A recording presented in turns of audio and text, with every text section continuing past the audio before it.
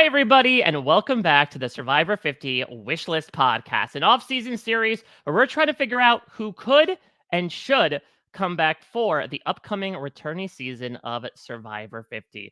My name is Mike Bloom, and I know Emu is excited to talk about Survivor 42, one of the initial seasons of the new era that threw out pretty much the same exact bundle of twists that 41 did, but with a completely new group that we are going to talk about today as we try to figure out at the beginning of the new era who could make the list for prospectively the end of the new era on Survivor 50. Now, of course, I am not alone here. And for a season that was very much about shifting voting blocks and allegiances, free agents, if you will, I think it's only appropriate that we bring on a co host from the Free Agents podcast, as well as our recently wrapped coverage of Love Island here on RHAP Has a Podcast. It is Brian Scally. Michael, I'm so excited. Thank you so much for having me here, getting to talk about what is potentially my favorite new era season of Survivor. Woo! Yeah, I know. I love 42. I think it's the right mix of like fun personalities, a little bit of drama, definitely some mixing it up in the votes. So I am so excited to tackle what I feel like is a cast that could have a lot of consequence on season 50. Yeah, I mean, I agree that whenever I'm thinking about what are my favorite seasons of the new era, obviously I think 45 and 46 loom at the top of mind, not only with recency, but due to things like 90-minute episodes, scaled back twists, etc., especially compared to 42. But I've always said that 41 and 42 are seasons where the cast kind of works maybe in spite of some of the stuff that the show is bringing in. Again, this is stuff that is going to introduce a bunch of these new twists of beware advantages, knowledge is power, mergatory, do or die, the hourglass, etc. That's not new to us, but is new to this group because it filmed right after season 41 aired. But I say even more so than 41. These people were able to take some of those factors and just turn it into a very fun, chaotic season and really starts this kind of trend, Scally, where not to broad brush too much, but I do feel like in the new era, the odd number casts tend to be, by comparison, some of the more like even keeled groups that, yeah, there might be a few like standout kooky personalities, but these are definitely more of your down to earth people. As opposed to every even numbered season, they really take a lot of the wackadoodles, to quote Survivor 46, and put a lot of the big personalities in one cast. And that starts right here with Survivor 42 and the people we're talking about today. Yeah, I feel like people often are pointing to like, okay, odd number seasons is where they bring the longtime fans. The new era, like the even number seasons are where they're bringing more of the new generation, maybe a little fresher or less of fans in some cases. But I don't think that's necessarily the case here. I think these people are just as big of super fans. They are just a little bit more wacky personalities and can't help themselves in some cases. Yeah, so what's interesting is we certainly talked about this with 41 as to looking back, have some of the people been sometimes unfairly obfuscated with the fact that there have been other people that have been popped up that we sort of forget about the hotness that kind of raged around some of these cast members. Do you feel that's the case with 42 as well? Or do you feel like some of these people's either legacies on the season or perhaps social media activity have kept 42 in the conversation more than 41? I do think that 42 on average is probably a little bit more in the conversation than 41 as it currently stands. But I think that there are people where if there were returnee seasons like as frequently as there were in like the 20s and 30s, a lot of these people would have had a much better shot. Like, oh, they were robbed, they were a second, maybe third tier character on a season, but like we would really like to see them back. And I think some of those people have fallen the way of even some of the larger characters of 41 getting outshined by some future new hotness in the new era. Well, listen, we're here to turn up the flames once again, perhaps, and shine a spotlight on this very fun cast for this very fun season. And so, like Jonathan in Raging Waters carrying all of his tribe and a ladder, let us surge ahead and let's talk about our final three from Survivor 42. Of course, we have our zero vote finalist in Romeo. We have the oldest castaway of the season and our runner up in Mike.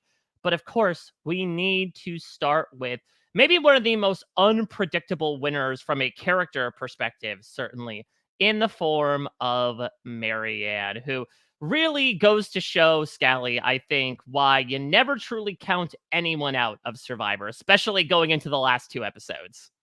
Marianne is part of what made the new era so exciting. Just from like fun, new, awesome personalities put on TV, but also in that it made the game so unpredictable. You had someone who may have been played for a little bit more of the laughs early on, and she was still delivering on that front, but actually then turns that like winning equity around at the end and converges on it and converts on it and actually goes ahead and takes the win. Obviously, a lot of people were not expecting it early on, but by the end of the season, everyone's talking about how great of a game Marianne actually played. Right. And I think people oftentimes, especially talking about the new era, point to Marianne's betrayal of Omer and the use of the extra vote that she had in her pocket pretty much since what, like, did she? I think she went to Shipwheel Island in the premiere. I'm pretty sure, and so and it was her, Drea, and Jenny, and so pretty much from the beginning, she held on to this until nearly the last opportunity that it could be played, and she uses it to cut her number one ally out from under her before it became the thing to do in Survivor 46. And then she strings together this final tribal council performance, one of the most impressive in recent memory, and certainly one of the only few in Survivor history that kind of felt like it changed minds in the moment. We'll certainly talk about this with Mike, but I think a lot of the conventional wisdom was that people were going in, and certainly they were, definitely ruminating on Omer infamously turning to Marianne and saying, "Oh, it was you" on the way out, and her kind of like claiming that. But she still is protected enough to have Mike play an idol on her because Lindsay is such a big threat. She's the one that sort of cashes in on that relationship with Romeo that she's been supporting apparently this entire post-merge that lets him take her to the end. And then she comes through at the 11th hour with props as well. And it allowed the jury to give her props too, where she sort of serves as the punctuation at the end of her final tribal council sentence by pulling out the idol that she didn't even she didn't found surprisingly for the new era, did not tell anybody about, and didn't even need to play. And that was enough for this jury to handily give her the victory. Of course, Marianne has been a huge presence in the fan community since her win, always showing up on the RHAP podcast. Hell, showing up with me to talk about Survivor Cook Islands. And she did say, Scally, that she feels like she would want to go back, though she doesn't necessarily think her chances are that great, just because now everyone kind of knows what she is capable of. But listen, between her personality and the fact that she now has a ring on that finger, I am all for Married Anne 2.0. Yeah, that's the thing. I feel like if there's season 50 and Marianne's not on it, like production did something wrong. I enjoy Marianne so much. I get it. Low expectations are the key to happiness. If Marianne comes back, I will also be preparing myself for heartbreak, but why not give us the chance? Yeah, Why not? and what I will say as well is I do feel like, and it's tough because again, we've only had 6 seasons so far in the new era, but it does feel like when I'm talking to these players before the season or even talking to production at some points, Marianne rings so high in terms of memorability.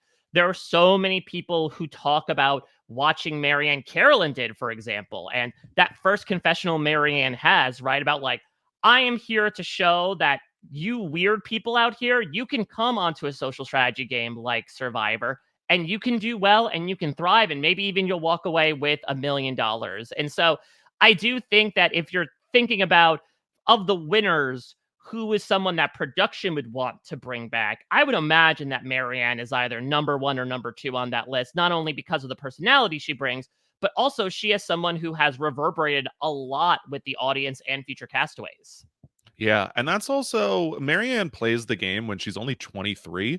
and though it won't be that many years between 42 and 50 overall, it's still a big difference in life from 23 to what she'll be like 26, 27 or so. Hmm. Like that's a very different part of your life. The years matter a lot more the earlier they are on.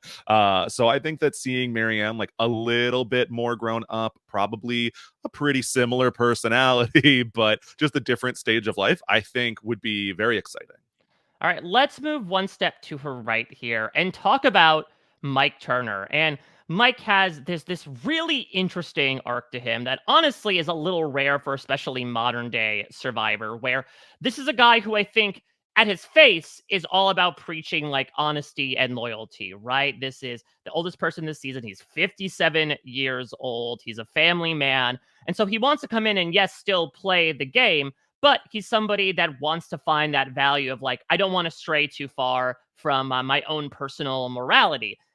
Easier said than done, as we see in Mike's game, where, he is someone who is in the know for pretty much everything going on in the post merge, and it leads him to do things like turn on High, as an example, who he was very firmly in his corner throughout the pre merge. And it builds to this point where Mike had put together a very impressive game, certainly a lot of social relationships, had someone to vouch for him on the jury in the form of Jonathan.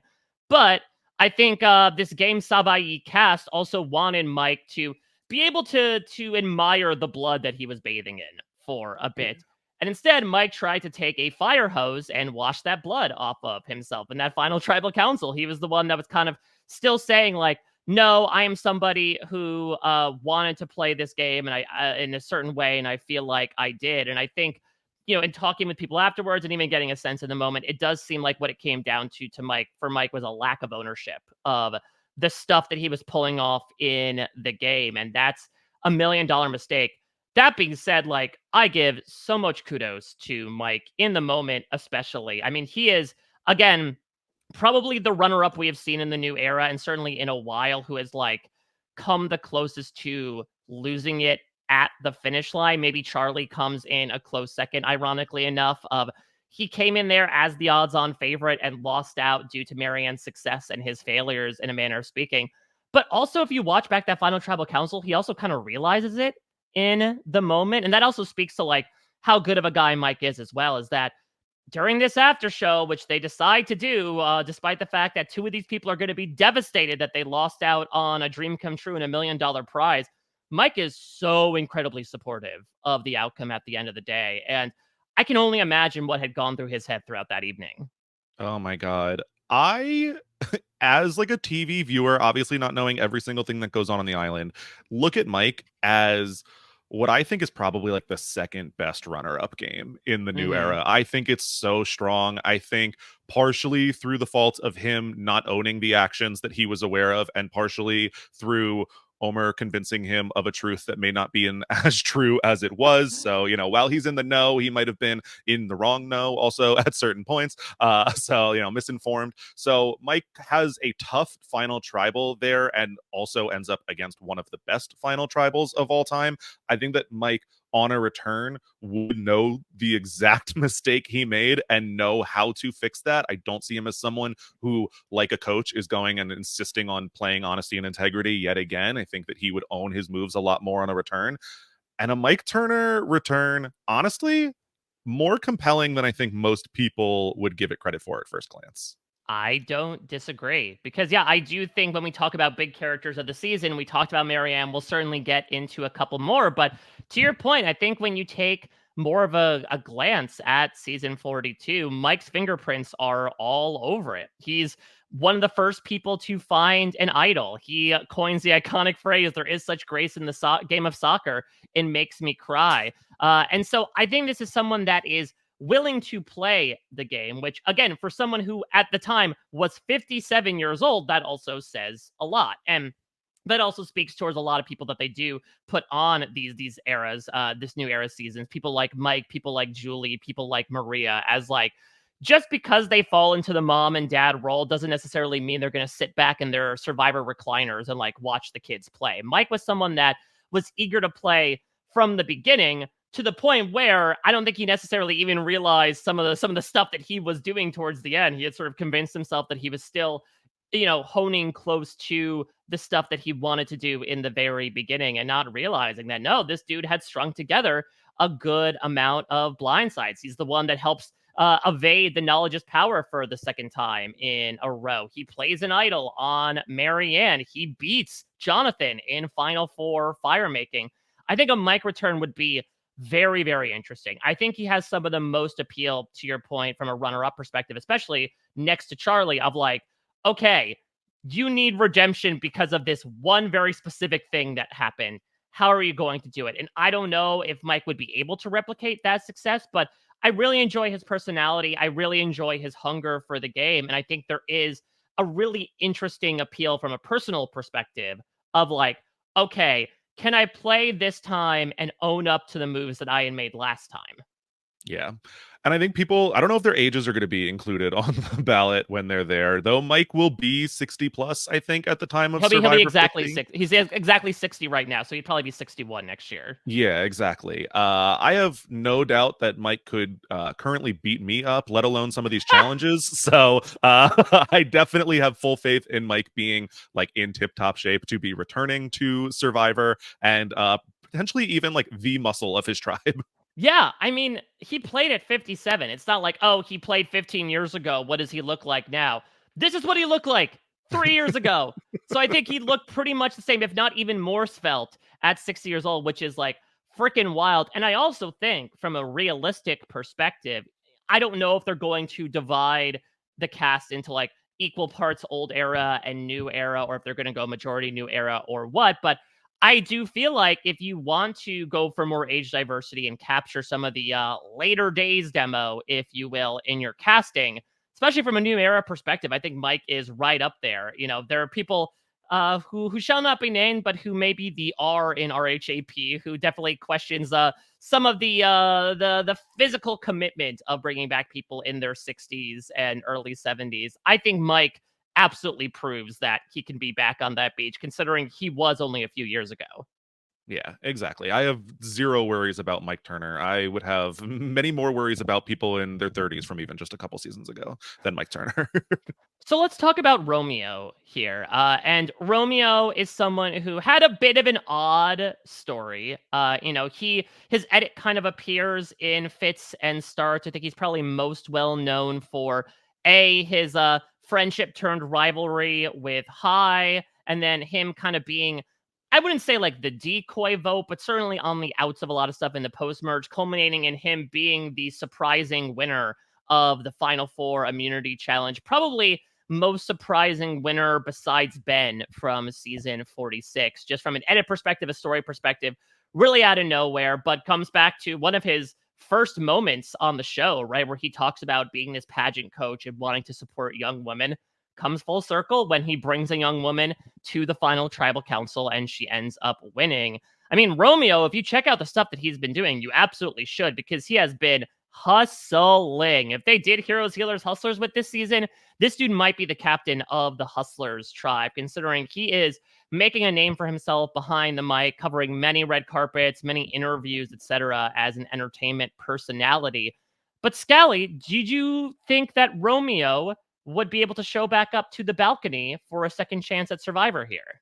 It's hard. I feel like Romeo is one of the main examples of the fandom's like view of what have you done for me lately kind of view Mm. of contestants, where Romeo kind of goes out with much more of a whimper in his game than he enters into it. He, in that pre-merge, is essentially running the Ika tribe with Drea. Like, he is credited as a big player. We're getting lots of his perspective, only to then come into the merge and get completely discounted, completely cast aside, and just loses all social capital. There really is not a lot to talk about in his post-merge game, unfortunately, but obviously he has shown the potential is there.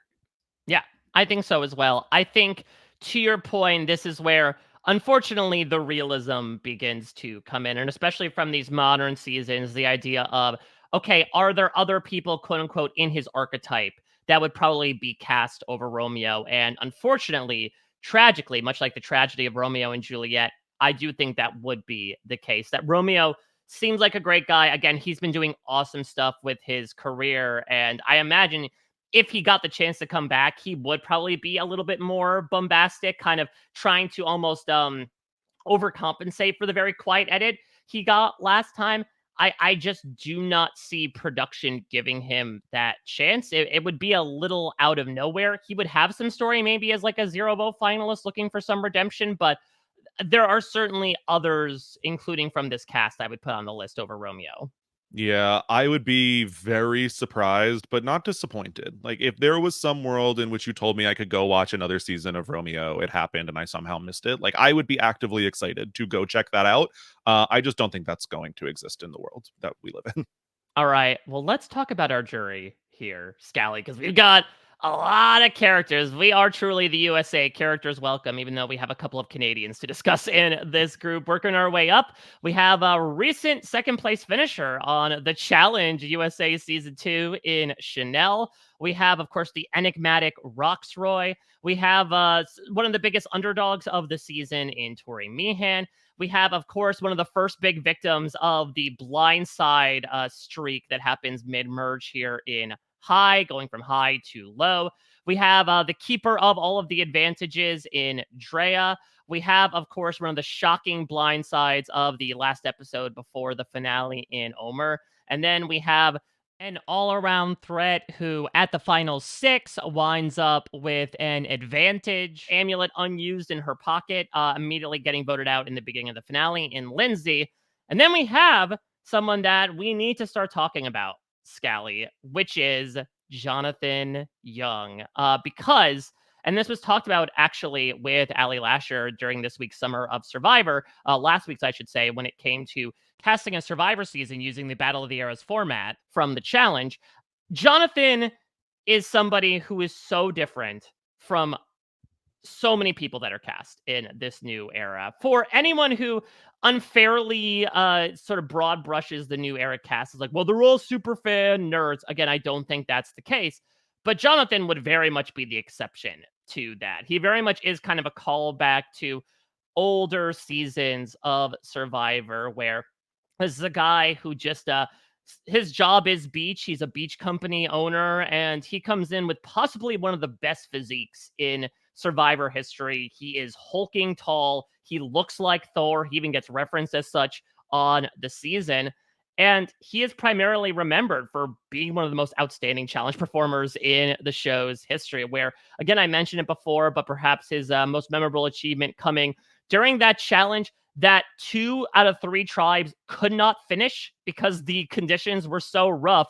The one exception not even being Jonathan's tribe, but just Jonathan in general, where he is dragging his entire tribe of 4 through the water. He's the one that's doing the final carnival game thing at the end of the day. And that's the other thing about Jonathan is that, yes, his Instagram handle may be Young Strength, but he is not just about strength, because I'm pretty sure the challenges he won 2 individual challenges in the post merge were all pretty like dexterous and balancy, right? Where he wins the doghouse challenge, another challenge that infamously lasted like 5 seconds because of the conditions. And then he wins the do or die challenge, which is the Christian Hubicki hold the bar challenge. And so Jonathan showed a lot of his prowess across the board. Maybe not in other departments. Look, he was not necessarily known as the greatest strategist, and even from a social perspective, he was seen as doing a lot of bickering, especially with someone like Lindsay, due to the fact that his body was basically eating itself at a certain point because he was without his like 50 eggs or whatever he eats daily. But again, looking back to the time that this aired, and I can speak for myself, having interviewed these castaways, Jonathan was far and away the most popular interview I did, not only at that time, but I would say for a long time in Survivor. Yeah, I mean, if I show up on a two tribe season and Jonathan's on the other tribe, I'm like, all right, how are we intentionally Matt singing at this point? Like, we're losing every challenge. It's over. What's the plan? He is such a hulk of a human being. Like, there have been other people that have been compared to a Jonathan or his archetype in the new era, but there is no more Jonathan than Jonathan, which sounds stupid, but it's true. Like, he is a completely different class of competitor, of person on the show. I don't think there really is a even like 0.5 to 1 comparison to Jonathan in terms of characters. So love him or hate him, he is a very specific person that they could cast on this show. Yeah, I think the closest comparison, which people certainly did at the time, is Hunter, who I think in a different way showed an aptitude for those tribal challenges where he came in clutch, and the individual challenges as well. Again, performing surprisingly well for someone of a bigger stature. Maybe it's also like, the longer hair, the beard, the southern drawl, but it does feel a little different to me. And again, I do think, especially in his heyday, Jonathan was incredibly popular. And so I do think that he would be almost a lock to bring back. And I don't see anything that has said that he does not want to come back. Again, there's also a bit of a story there too with like maybe, and I don't know if this would be true, that like if Jonathan wins fire making, does he win the season? I don't know if that's the case because again, he did bristle with a number of people on this jury. And I wouldn't necessarily say that like, I would not be surprised if Jonathan brought the same appeal from a personality perspective that he did the first time around, which is the Mr. Jeff of it all, which is maybe getting into arguments over food, but that's pretty much it in terms of conflict. But I think for Jonathan, if they were to bring him on, it's very much getting what you paid for, and that this is a guy that will, assumingly, if they keep the challenges the same, just continuing to beast out throughout the first half. Yeah, I would always have assumed Jonathan as a lock. I also assumed Jonathan was a lock for Challenge USA. Somehow that does not happen. So maybe there is a world in which he somehow gets looked over again or it doesn't work out. But at the time, I remember like, oh, we're going to see Jonathan on 3 more seasons before 50. All right, well, let's talk about someone that for a while seemed to be the brains to his brawn. Let's talk about Omer, because Omer is someone who, almost like Marianne, which is, very fitting given the fact that she takes him out for this, was someone that was running things pretty much behind the scenes the entirety of the post merge, to the point that he comes into Mergatory and does not have a vote, but is able to leverage that to actually being a good thing by basically like saying yes to all these plans, realizing, oh, I don't have to show my cards because I don't actually have to vote for anybody. Though it really wouldn't have mattered either way because Lydia goes in like a 6-2 to 2-1 vote that is still pretty inexplicable at this point. But especially when we get into like the high Andrea boots, Omer was the one that was really orchestrating things behind the scenes. He's the one, to your earlier point, to spread that lie to Mike about High turning on him during the overnight pizza reward that then causes Mike to join his side and pretty much become one of his loyal soldiers until Omer gets taken out. I think he's oftentimes regarded as one of the best players to never win of the new era. And again, you speak about that redemption perspective. This is a guy that was like, I was running my season until I was taken out, and now is the time for me to prove that I can make good on a second chance. Yeah, there are some really good narrators on this season, but I think that the narrator of the season is Omer. Like, this is told largely through his perspective. He is the strategic powerhouse of much of this season. He has the social relationships with almost every single person on this cast, let alone just the Merge Beach. He comes in and portrays himself as an outsider with the outsiders. Little do they know he's also running the insiders group. So Omer, and as we've gotten to see since the game, a huge personality on Omer. Yes. That it's wild. And I have become so lucky to become a friend of Omer and get to, play with him in these social strategy games as well as podcast with him. And this man, and I say lovingly, is incredibly chaotic, just as a human being. And it almost makes me kind of look back at season 42 sometimes and be like, where did this Omer come from? Like, it doesn't feel like Omer's natural state. Now, maybe it's because there was so much chaos going on around him that he was more so kind of like thriving and living in it rather than feeling like he needs to be the chaos and create the disorder. Because, yeah, if you've ever seen Omer in like a Goose Goose Duck stream or even just on a podcast in general, he is general disarray. And I do wonder if he comes back for a second season, would he be more of that person? And similar to Marianne, could this be something where his reputation precedes him? And even though he is more removed from Survivor than some more recent contestants that would make the season over him, could people say, like, okay, yeah, we got to keep an eye out on Omer because people did not for the vast majority of 42, and that was their problem? Yeah, does playing up this goofier side to his personality help disarm people from his otherwise extremely strategic reputation? Like, you don't know exactly how that's going to play on the beach, or does it just draw more attention to him? So I think that Omer is someone who, regardless of how many episodes he's on, is always going to be a very fun character. I have faith that he can play a great game yet again. So someone that I definitely have a lot of interest in seeing play again. Plus, I think now with the advent of 90-minute episodes, that is perfect fodder to have Omer do a scene where he like analyzes each of his trimates as various animals. That's of course a talent he has brought to the B&B since his time on Survivor. And I think it only makes sense it goes mainstream. I'm so ready. I want to hear who everyone is as a bird. I need to hear what animals everyone is. The talent is unreal. Look, if we can't have Kim back, I already wanted Omer back, but yet another check in the column. All right, well, let's talk about Drea here because Drea is somebody that was an absolute force in the game. To your point, was basically running Ika alongside Romeo, determining who goes in those two tribal councils, and just accumulates advantages like they were nothing. She's the one who covers herself in the mud and blood to get her hand on the advantage amulet. She gets an extra vote from Shipwheel Island. She finds an idol. She gets did she find another idol? She finds another advantage, I think, in the post merge where she has to dip her hand into the red paint. And she kind of has to go out with money to spend, right? Where it gets to a point where she just becomes way too dangerous, especially after High leaves. And so everyone pretty much turns on her during the do or die tribal council. And she kind of sees the writings on the wall. She does the extra vote. She tries to use knowledge as power to take Mike's idol, and it just is not working. Drea, of course, is also, besides Marianne, one of the people involved in this huge moment during the Tory Tribal Council where they look at Roxroy and Chanel on the jury and decide to make a stand to prevent that another Black person goes home that night, and speaks about, some of the iniquities that come in a social experiment like Survivor, which was huge considering that, again, for them, this was like the first time they had an opportunity to talk about this, sings things like Black Lives Matter and the Black Survivor Alliance and the Diversity Initiative being brought about. So Drea Fever was absolutely there to the extent where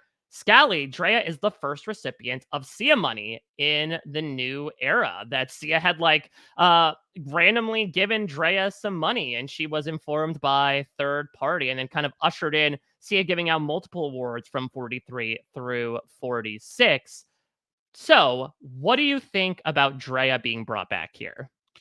There was a time in which I thought Drea was like, if not the number one, like the number two lock on this cast to come back. I thought Drea was on everyone's like mind. She was at the front of everyone's order to come back. And Drea's kind of disappeared. I haven't really heard a lot from Drea. I don't know if Drea necessarily has been outshined by future casts, what that may be. I just don't know if the fervor is necessarily there for a Drea return that once was. She was someone that played the game, was incredibly hungry to fight for any advantage, which the show absolutely loves. But I do wonder as well, yeah, and especially in an era where people kind of have a second life on Survivor on social media afterwards. She is one of these people to kind of pull away from the show for various reasons. I don't know if she really talks about it anymore. I mean, she is obviously keeping herself a little busy. She is, I believe, is she still like a fitness influencer? Maybe even more so after this. So she would certainly be in like very good shape for Survivor 50, let alone the challenge. But I do wonder if, to your point, is the hunger there on behalf of the fans and the show to cast Drea for 50 as opposed to like if 45 was a returnee season, she would be much more of a lock. Yeah, she has posted about Survivor like on Instagram and stuff recently, so I don't think it's completely out of her view, but I just don't know if Drea is necessarily like as hungry to come back as a lot of people on this cast. If she's constantly, in the circles, if she were to come back, would she be as well connected? So I'm not sure about it, Drea. All right, well, let's talk about someone that served as kind of her frenemy throughout the course of Survivor 50. I want to talk about Tori Scally. And again, when we're speaking about the cast of Survivor 42, there are a few big hits that people usually go back to. And Tori may not necessarily be someone that everyone turns to, but Tori has such an interesting arc in Survivor 42 where she comes in having been, of course, an alum of Sequester, obviously is a social strategist at heart. And she shows how maybe sometimes it's a bit like fitting a square peg into a round hole when she tries oh so fluidly to like connect with the younger generation. How do you do, fellow kids? I hear you like Harry Potter, even though I think Tori was Tori was what, like 20? 4. Tori Tori was 24, yeah, compared to like Zach and Swathi, who are like 19 and 21. But still, it felt a little awkward and put Tori on the outs of Ika initially. Her and Roxroy also had a very like push and pull relationship where they were both very frank to each other about how much they did not like each other. And so coming into the merge, Tori was pretty much public enemy number one. And what kept her safe for so long was her becoming a bit of an immunity threat. She wins the first two individual immunity challenges. Back in the day, Scally, when due to the hourglass twist, they did give all of the like now non-immune people one more chance to be safe by doing an individual immunity challenge. Tori won that one when she definitely would have gone at that point. And then at the final 11, she wins an individual immunity challenge when she definitely would have gone at that point. Finally, things run out at the split tribal council where she does end up losing immunity. And, you know, her boot is obviously much more about basically everybody but her at that tribal council. And so people might not necessarily remember that Tori sort of went out on a little bit of a whimper in that she knows she's going, she plays her shot in the dark. It doesn't necessarily work. But I do think I would not be surprised to see Tori back for season Yeah. 50. I think there's some fight to that underdog that we saw. I think she popped enough on screen that I think people would remember her, and she has some challenge prowess as well. Yeah, Tori's someone that I feel like in another world would be more popular than she is probably right now. I think that you can see like Tori Stan accounts popping up on Twitter. That would not have Hmm. been surprising to me Would she get at the would time. she be the one having like a brat season? I definitely think that if we were giving someone a brat season, it might be Tori. But I think that Tori mostly functioned in this season as like kind of someone to clown on for the editors. Like they Hmm. really played up Tori not fitting in, Tori having awkward conversations, Tori struggling socially, and I think that that's someone who can be compelling because. Is that going to happen again? Or are they magically going to find their better footing in a different cast? I mean, what's interesting is that if you talk with season 42 people afterwards, they had said that Tori was probably more well liked than the edit indicated, which granted is a bit of a low bar, but that she wasn't, because I also remember in the moment there was probably discussions of like, why don't you keep Tori around as a goat? Nobody would vote for her. That doesn't seem to be as much the case as maybe it was presented on the surface. So I would even say if Tori were to come back, like there's clearly some stuff that she needs to improve upon and certainly be a lot smoother when it comes to socializing. But I don't necessarily think she's someone that has to like completely overhaul her game if she even wants a chance of winning a season. Yeah, I agree. I think it is just partially a matter of cast, partially like the right time. She was only 24, so a couple more years definitely could not hurt for Tori, as well as the experience of having been on a season already. So I can see her coming in with as like a very low key threat and actually being a lot more dangerous than people might assume. Well, let's talk about a person who went from a low key threat to a high key threat towards the end, to the point where she was pretty much the dead woman walking going into the finale if she did not win that final five immunity challenge. Let's talk about Lindsay here. And again, I would say that Lindsay is definitely one of the more down to earth personalities. Certainly when she is surrounded by Omer, Jonathan, and Marianne on her tribe. But I've always really enjoyed Lindsay. She is somebody that, especially from an athletic perspective, was one of the best performers in the challenges, oftentimes neck and neck with Jonathan. I believe she ends up winning two individual immunities, same as Jonathan and Tori. She is somebody who only really gets targeted towards the end when it turns out that like she is becoming this big threat, especially once the advantage amulet stuff was revealed, but was someone that was also willing to be like a little more cutthroat to get rid of a high and Adrea to gain that idol that she ends up not necessarily using. Like Tori, Lindsay is somebody who like would not necessarily make the tippy top of a list from a character perspective that I would want to see back, but I can certainly see come back because it does feel like she is at least pretty good at nearly every facet of the game. Yeah, it's so funny because I remember for a large portion of the season, people are like, "Okay, well, Lindsay like has to go soon because we're not seeing her, so no way she makes it far in Yeah. the game." And then by the time we start to see Lindsay, it's like, "Oh, you robbed us of fun Lindsay, who we could have been seeing this whole time." So I think Lindsay is like an underrated fave. I definitely think Lindsay has her stands out there. I think people were pretty surprised not to see Lindsay show up on like a Challenge USA, a challenge Hmm. somewhere else. I don't know if Lindsay outshines everyone else in her archetype or on her cast necessarily to where I would bet on her coming back, but I would not be upset about it in the slightest. Yeah, I think she's somebody that almost reminds me of like a Kelly or a D from 45, in that like she's gonna do at least pretty well every single time. I think she's enough of a physical asset in the pre-merge, but is also not like so explicitly schemy and threatening that like you need to target Lindsay. You know, she seems to be someone who is really down to earth and again goes along to get along, but also possesses the capacity to like not necessarily be a follower at all times. So again, I would not be surprised if Lindsay ends up showing up on a Survivor 50, and she would be someone almost like you were speaking about with Tori that I would not be surprised if she replicates her success a bit. Yeah, no, I can definitely see it. I think Lindsay, like, why wouldn't you work with Lindsay? There's nothing on this season that I think precludes her from being a good, solid ally. And yeah, Mike, like you said, definitely could be a little more threatening than people think at first glance. What about High? High was somebody who, again, alongside Lindsay, Andrea, bathes himself in the mud and blood from the opening. And that kind of informs what High's game is, where he is somebody who, you know, has is initially presented it from more of a character perspective. He has that moment where he really internally debates like killing and eating the chicken, given the fact that he was a vegan.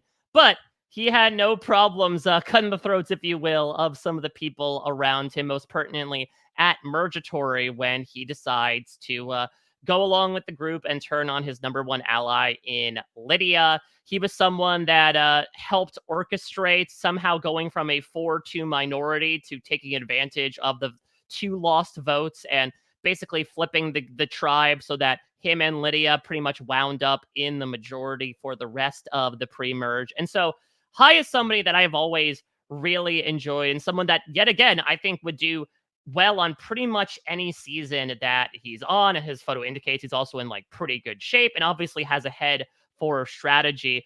I think my one reservation would be, as we talked about with some others, I do wonder if like we have passed the peak of when High is most on the minds of Survivor fans. Are there people from seasons afterwards that are these like mid-merge strategic threats that would ping in the minds larger than High that would cause them to be cast over him? Yeah, I do think that High probably stood a better chance a couple years ago at a return, but I really like High. Mm-hmm. I You're high on High.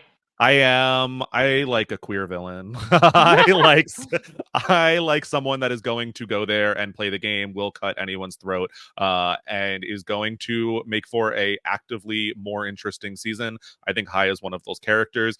I think that yeah, there are like mid-merge threats that get taken out and probably overshadow High. I don't know that they are exactly his archetype though either. So I do think that High could find a placement on season 50. I think that he Yeah. is interesting all the way through on his run from the early unfortunate Jenny boot all the way through to his own. I think that High delivers. So I am not out on High on 50, but I think that maybe not the most likely person either.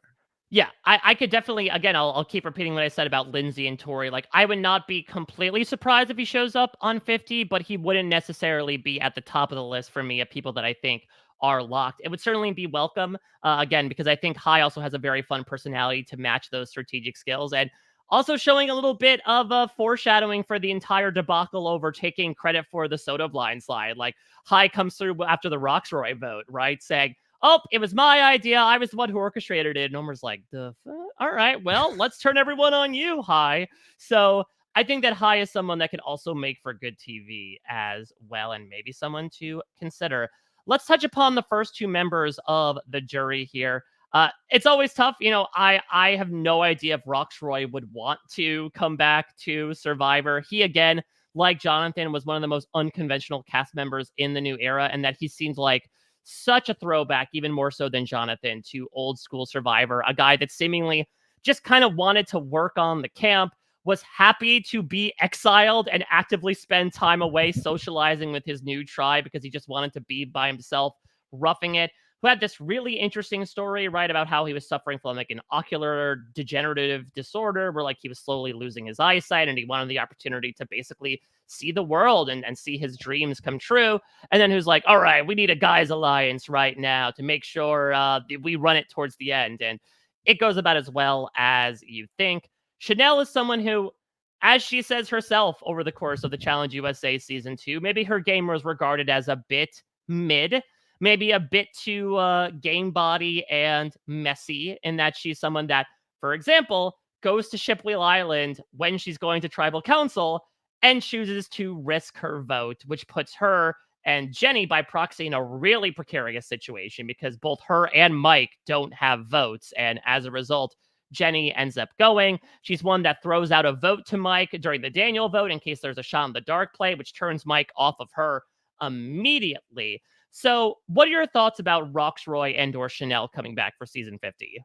Yeah, I think that Rockstar is like an underratedly fun character because he's a little dry, so you might not think like, oh, fun, but I think he contributes a good amount to the season. Now, despite seemingly popping up on Twitter recently, I don't think that Oh, yeah. Roxroy is necessarily, at the front of minds of fans or production. So I would be a little surprised to see it. Now, Chanel, I think, is someone who came in, remember, a very large percentage of the fan base's winner pick, if not the number one winner pick on the board, and made a couple mistakes. I think fell victim to the big move-itis of, Hmm. the era that came before the new era. So I think that Chanel maybe thought, I got to take all these risks. Not a lot of them paid off.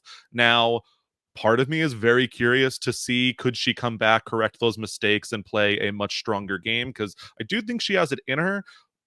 And the other part of me is wondering, like, is the challenge more of her game? We saw her come back there, play a very steady appearance, and Hmm. so I'm torn on a Chanel. Yeah, I think that we've talked about it certainly with players like Michaela and Desi of how their stocks rose from a reality TV perspective, certainly with their dominance on the Challenge USA season 2. And like, how does that translate to wanting to see them again for Survivor? I am intrigued to see, to your point, like Chanel has proven to herself and the audience that she can go all the way and not need to necessarily be as out in front as she was. Could she bring that calmness? Definitely. I do think from an airtime perspective as well, and again, perhaps being a bit overshadowed by the larger personalities in her cast, I think it would be a little bit of a tougher get to have her on. Yeah, I agree. All right, well, let's move into our pre jury. So, working our way up, we have, of course, a shocking, like, medevac slash pseudo pull from the game in Jackson Fox. We have the king of Survivor Twitter in Zach Wertenberger. We have Mariah, the first person voted out of Taku, has this very sad story about losing her brother as one of like the first people to contract COVID during the pandemic. We have justice for Jenny Kim, who again ends up being kind of screwed because she's in an alliance of 4. 2 of them don't have a vote. The votes get tied up, and Daniel ends up flipping his vote to prevent a rock draw and ends up sending Jenny home. We have Swathi, who is the youngest castaway of this season and plays with that young vigor to the point that it gets her in trouble. We have Daniel Strunk, whose game is kind of as out of sorts as his shoulder was, unfortunately, for the pre-merge. And we have the BFJA herself in the form of Lydia Meredith. Where do you want to go here, Scally, to start? Oh my god, this is so hard. Let's go. Let's start with Lydia. I feel like Lydia is someone who a lot of people remember fondly, at least in my circles. But I unfortunately think for Lydia, that is a lot more of a Twitter presence than it is a Yes. presence on Survivor. I think Lydia is fun, and we didn't get to see quite how fun she is on the show, unfortunately. But I don't know if that's, what we're looking for in season 50. Yeah, Lydia really is almost like Survivor Twitter incarnate in that she is really hysterical with like the things that she says very much off the cuff on social media, even in her postseason press. Like I remember her telling Rob about how Applebee's basically gave everybody the shits. And like that is the unedited, unprompted Lydia that we like to see. When you put the Survivor edit on it, and particularly the edit she got on Survivor 42, it's a little tougher. She was largely under the radar. We only get personal content from her when she goes to Shipley Island with Roxroy right before the merge, and then she talks about kind of her personal struggles growing up. But then, right when we get to know her, she is kind of excised during the double merge episode there, when she's just kind of expended as the typical mergatory boot of like, well, no one will completely go to bat for you, and so we're going to take you out, Lydia. So I think Lydia, and you can kind of lump Zach in with her, as maybe some of those Ponderosa rumors did back in the day. I think these are two people that are, some of the youngins on the cast that did not necessarily resound immensely from an edit perspective, though Zach will obviously have a longer footprint when Marianne expresses her posthumous romantic interest in him after his boot. They are incredible on social media, but I would imagine from like a realistic perspective of getting cast, that is where their Survivor legacy will continue. Yeah, and see that makes me sad. Zach is someone that is so funny that you're jealous. It is almost maddening. He is really, really hysterical, and I think that unlike Lydia, I think we got to see a little bit more of that in the edit, not a overwhelmingly huge edit for a first boot, but a first voted out at least. But Zach is definitely a character on the show. I'm not putting it at an absolute zero, but it would unfortunately be very surprising. I mean, listen, if Jelinski opened doors to consider other first boots to bring back, Zach is, I think, at least the second most remembered New Era first voted out person from the season. So maybe it could be like him and Zayn Knight and Jelinski as three tribe captains. I think that'd be Uh, fun. Literally sign me up. Like I would watch now. Jenny Kim, of course, even from the time that she was unceremoniously voted out, the streets were in an uproar over the odd set of circumstances that led to Jenny's boot, to the point that a lot of people have been calling for a second chance for her. She did seem to be somebody that, like, had a good spot in the game. She goes to Shipley Island and chooses not to risk her vote, knowing it's incredibly valuable. Unfortunately, she falls because her allies don't necessarily not have that lack of a filter to them and decide to risk their vote in the process. It's tough because on paper and maybe in a different season, I could see Jenny as someone to put on the list, because it's like, we need to see a second chance for her. We need to see more opportunities for her. I think, to be honest, if we're looking to bring on 5 people from this cast, it's just too rich with personalities and players that I think Jenny would fall just short for me. I'm so sad. And I'm still upset about the boot. Like I have not wavered in my anger since that day. Jenny absolutely screwed. I think usually you can look at any survivor boot through history and come up with something that they did wrong along the way. I think Jenny is one of the least at fault for her boots, just in two allies losing their vote and the other just immediately folding in a situation that didn't benefit them at all. I think that Jenny was the main person that came to mind where I talked about how I wish there had been, and I'm not even a huge returning season person, but I kind of wish there had been an earlier returning season. And I almost kind of wish that the season 50 was more heavily New Era, because I Mm. am already sad Be for the careful what Jenny you Kim wish vote. for. It's going to be like 17 New Era people and 3 random people from the old era. Yeah, that's exactly, like, and that's the worst of both worlds, frankly. Like, it's the absolute worst of both worlds, because one of those 3 spots could have gone to Jenny Kim, and they're just going to get voted out early. So I'm sad. Yeah. So maybe, Jenny will have an opportunity to pop up in like other social strategy games. Like, I want to see, because Jenny still lives in Brooklyn. Like, if they still do Survivor Brooklyn, I want to see Jenny play like an LRG. I want Jenny to have So an opportunity to play some form of Survivor in the future, even if it may not be on the show. yeah, I would be so excited to hear that was the case. I think that Jenny just had like immense potential, and just, circumstances of luck went out of the game, which was super unfortunate.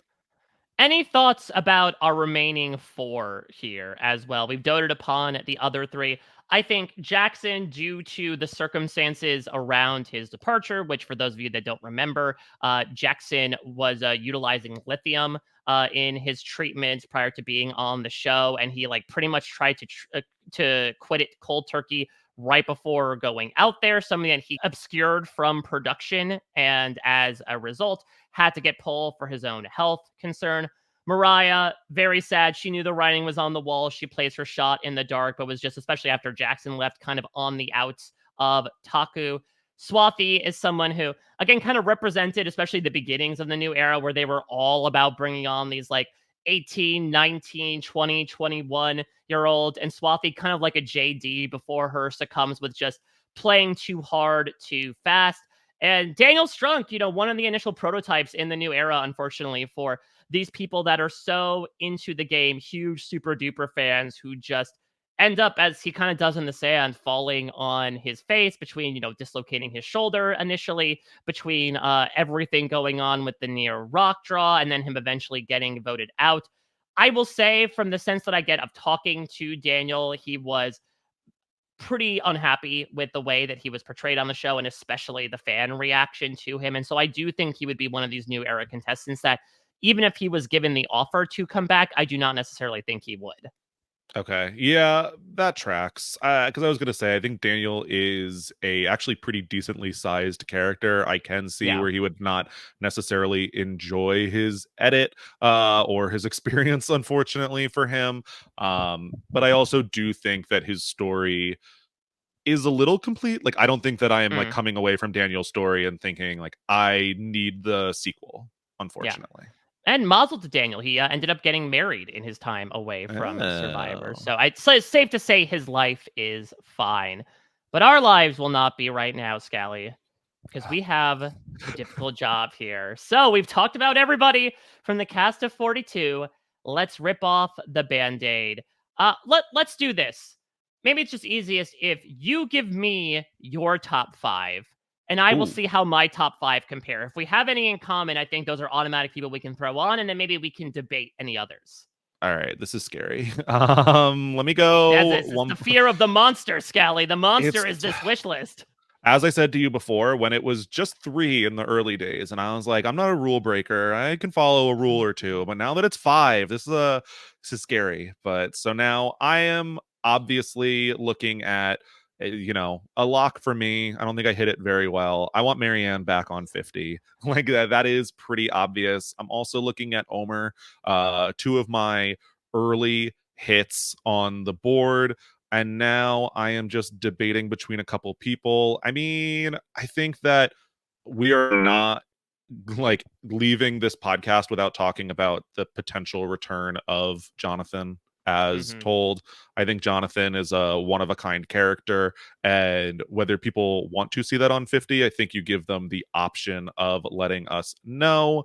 Now, there's a lot of people in this end game that I'm eyeing. I Mm-hmm. think, as said, People were eyeing them too. That's why they ended up getting booted so much in a row. I think that when it comes down to it for me, I'm looking at potentially Mike and High as my other options, but I'm Mm-hmm. open to discussion.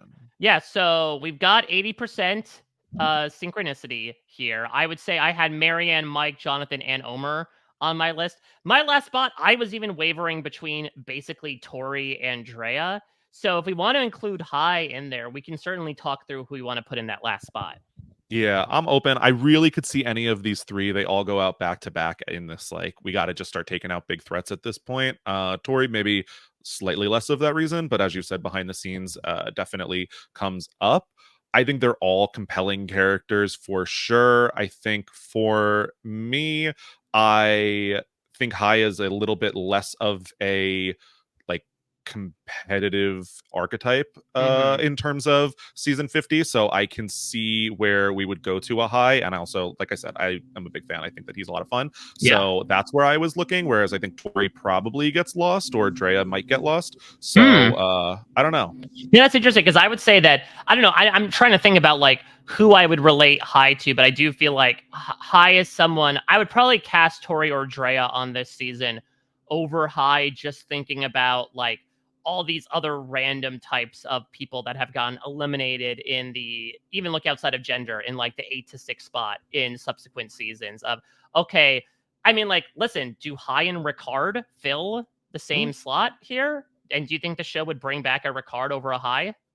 That's valid. I definitely think that that is probably the closest we are getting here. They may be fighting for that same spot, Yeah, and unfortunately. I do think the show, especially with the Shan storyline, would probably cast a Ricard over a High. That's the thing is that like I do feel like unlike Marianne, Mike, Jonathan, Omer, I think all these people would kind of come in with a story of like, okay, we don't necessarily need to do second chances, even though people want to do it. But like, what would you need to improve on to make good on your second chance? Hyde doesn't necessarily need that, though he has the classic Survivor edit of like thinking that he was on top and to watch him tumble down. So I am willing to discount Drea in the moment because I do think of those three, she would be the least probably willing to do Yes. it. So it really comes down to High or Tori in this moment. Yeah, it's so tough. I mean, obviously, I think I know where I'm leaning. I think I know where you're leaning, but I will also mention you. I mean, you do have a Money in the Bank pass. You could I use it here. know. I think I told you where I am leaning on that Oh money yeah, in well we'll the bring that bank up at the end. For those that may not remember, pass. Scally finished second after a valiant 15 hours in the RHAP pressure cooker, and I did offer a prize of whoever finished in second would get a Money in the Bank pass. They could put whoever they want to on the wish list ballot here. So That is true.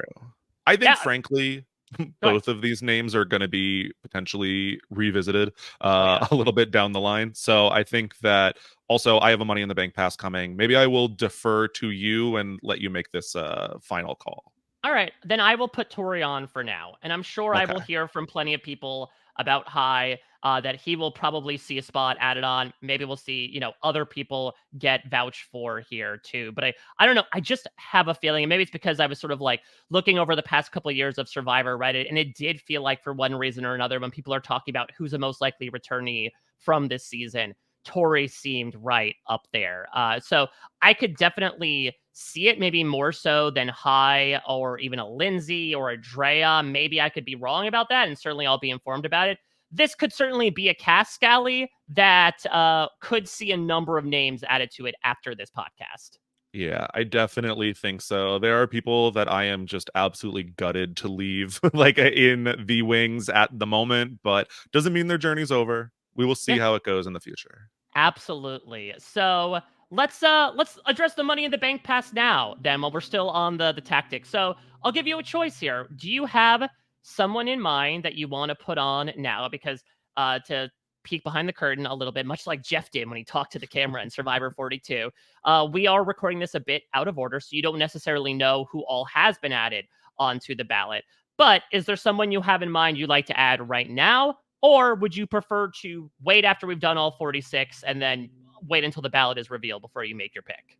Yeah, look, I think that smart like thinking would be to wait and make a much more measured decision, but I think that's worse podcasting. So let's talk about the person that I think I was talking to you trying to see if they did already make this ballot. I don't believe they have. Someone that people would take a bullet for. I would keep my hand on my head for 15 hours for, and until someone bests me at that, they can claim the number one spot of Natalie Cole stands. I need Natalie Cole back on Survivor like I need air.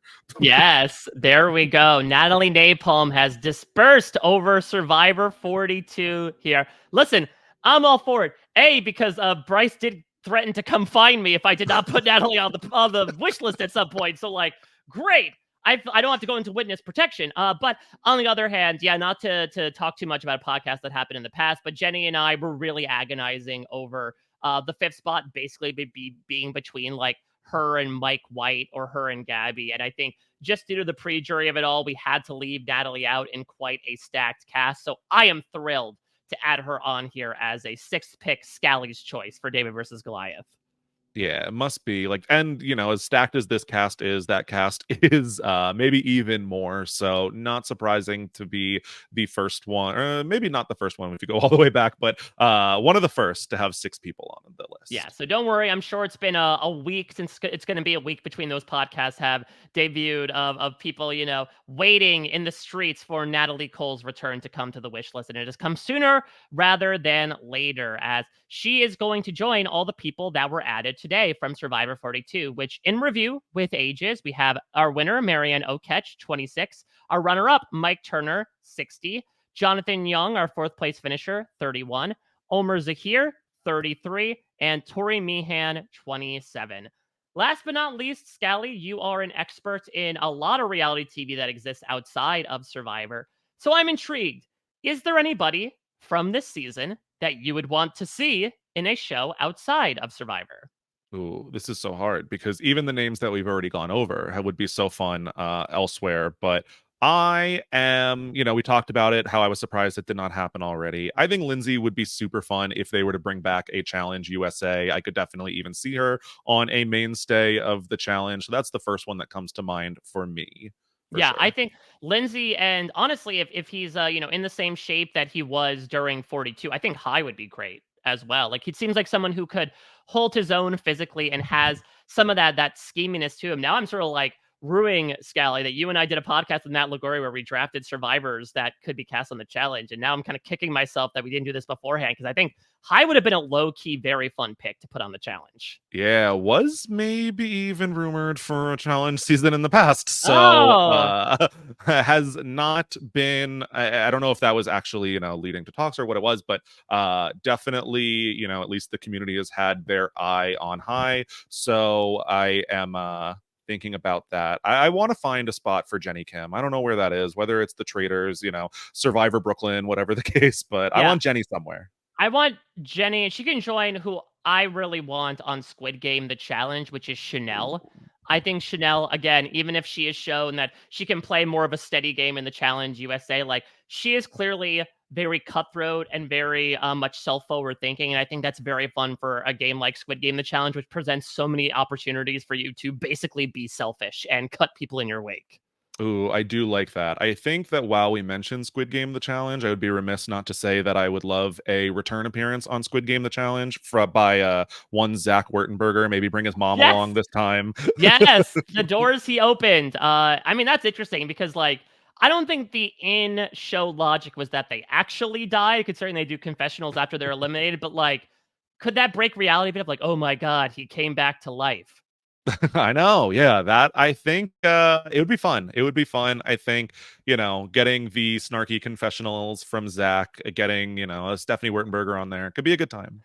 I also think that they need to design some sort of reality show, and maybe this is easier in concept than execution. Of like, maybe a show like The Goat, of like a generic reality show without a specific structure, with a bunch of early people out of these competitive reality shows who, for one reason or another, whether it was due to like their personality flaming out or just a bad end of the stick, they end up getting voted out first, second, third. But they have an opportunity to really flex their muscles. So like again, Jelinski is a perfect category of that. Zane Knight, someone like Reem, and throw Zach on there. Honestly, just fill that house full of a bunch of Survivor first boots, and I would subscribe to whatever service is there. Look, it's a show long gone. We talked about it one time in one of my favorite podcasts, but I don't know, reboot I Love Money and put all the early boots on I Love Yes. Money. That's what I Oh, want.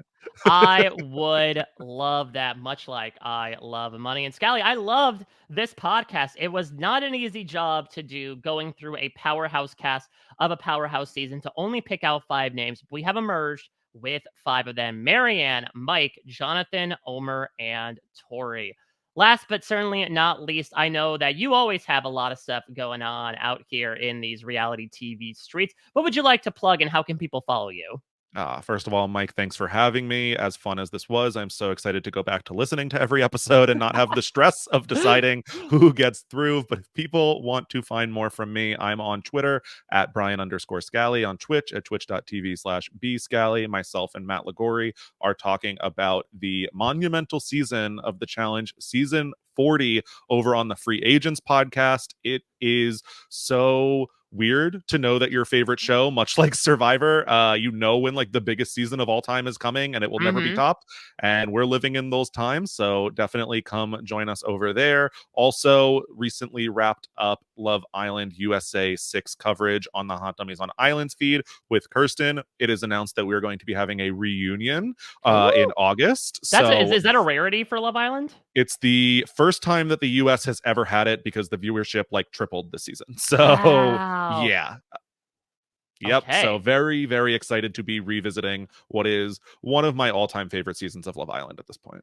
Wow. So be sure to check all of that out. And of course, speaking of reunions, I will be back after the weekend on Monday to begin the final week of the Survivor 50 Wishlist podcast. I truly cannot believe we are here. But the first one we're getting to is Survivor 43. Skelly, I am very intrigued. From your perspective, who are some people from Survivor 43 that would make your personal wish list of those you would Oh want to my see on god. 50? I think 43 is like a very underrated cast when people think of like the sheer number of returnees that could come back here. I mean, my mind goes similarly to where a lot of people's do. I'm looking at the Jessies, the Mm-hmm. Carlos, the Owens, but I'm also keeping a little bit of my eye out there for a Dwight Moore return. I think that would be so interesting. I don't know if it's going to happen, but I'm advocating. Well, much like Blood on the Clock Tower, we're going to have to make yet again in the new era some very big cuts, but I won't be alone. I will be joined by Chappelle. And so you know this is going to be a chaotic podcast. Be sure to not miss it. Again, we'll be back on Monday as we make the surge forward to finish this whole thing out. Thank you all so much for listening, not only today, but to this entire week of the Survivor 50 wish list as we closed out an old era and entered a new one. I cannot wait to see how this finishes. And look out for maybe a little something in your podcast feed a week from today, as we might start the process of actually putting this ballot together and finally putting it to a vote. Thank you all so much for listening. Have a great weekend. Take care. Bye bye.